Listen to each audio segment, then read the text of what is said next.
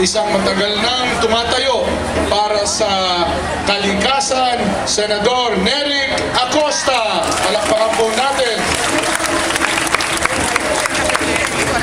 Isa pang kasama po sa ating laban kontra sa katiwalian, kontra sa pang-aabuso ng gobyerno ni Gloria Macapagal Arroyo. Sa kasalukuyan, isang kongresista, pero kailangan na kailangan yung kanyang tibay ng dibdib, yung kanyang paglalaban para sa atin sa Senado, Senadora Risa Hontiveros. Palakpakan po natin.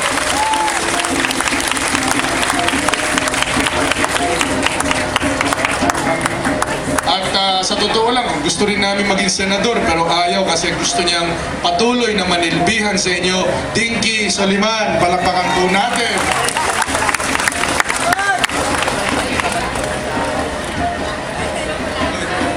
Okay. Maraming salamat po. At nandito po tayo, nagtitipon-tipon.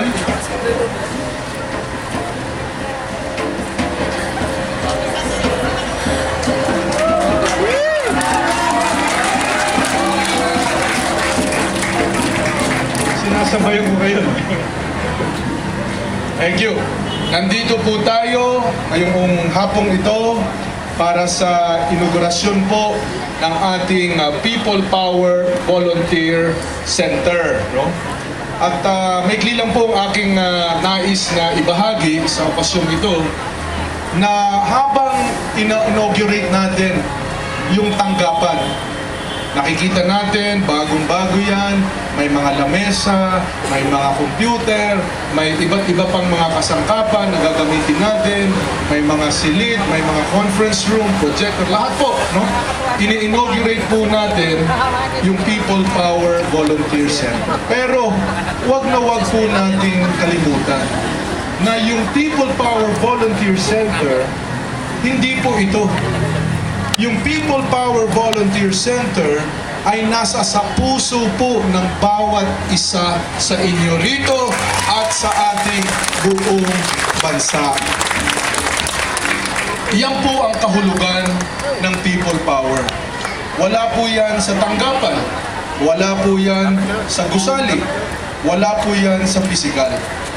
Ang buod po, ang diwa po ng People Power ay tayo po, mga ordinaryong mamamayan na tumatayo, tumitindi, at sinasabi ang kapangyarihan ay nagmumula sa amin, sa tao.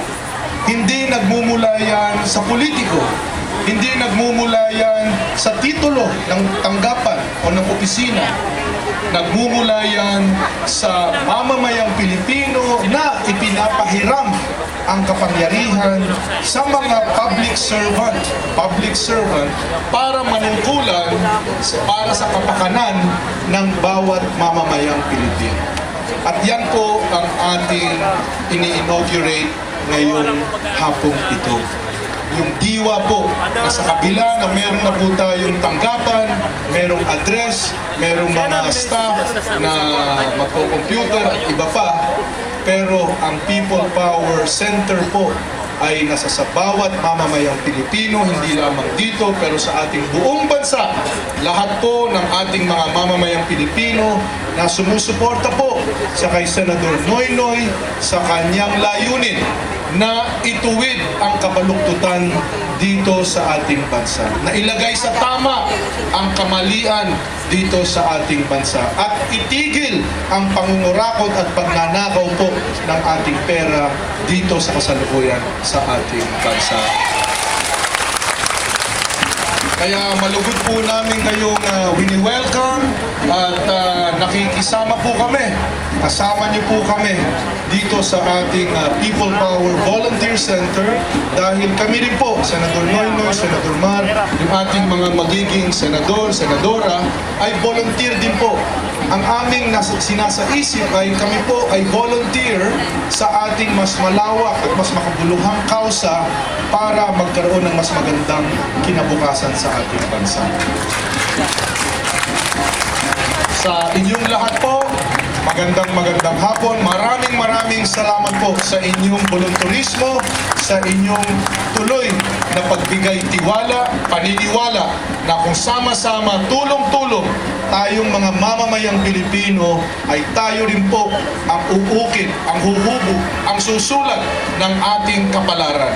At tinatanggihan natin na wala na tayong magagawa sa ating bansa. Hindi po, mahal po natin ang ating bansa. Itong bansa natin, sasagipin po natin ito mula sa kabaluktutan na sa kasalukuyan ay siyang laganap dito at tayo po ang magtatama para sa ating magandang kinabukasan. Maraming salamat. Magandang hapon. Mabuhay po kayong lahat. Thank you.